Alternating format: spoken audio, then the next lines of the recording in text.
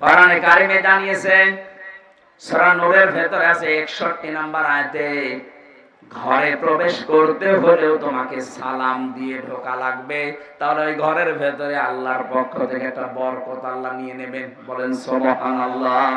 বেলায় দেখা যায় লজ্জা পায়, বাড়িতে ঢোকার আগে স্ত্রীকে ছেলে মেয়েকে সালাম দিতে চায় না। যে যা মনে করে করুক, আজকে থেকে আপনি ইসলামের এই কাজটা শুরু করেন। নবীজি জানিয়েছেন, যদি 25 বার করে দিনের ভেতরে সন্তানকে, স্ত্রীকে, পরিচিত মানুষ অপরিচিত মানুষ যদি সালাম দিতে পারেন 25 বার, 24 ঘন্টার ভেতরে যদি 25 বার সালামের প্রচলন আরম্ভ করতে পারেন, আপনি শাহাদাতের মরণ পাবেন। সালাম দেয় যারা 90টা নেকি পায়, তারা প্রথমে জবাব দেয় যারা, এই মানুষটা নেকি পাবে 10টা।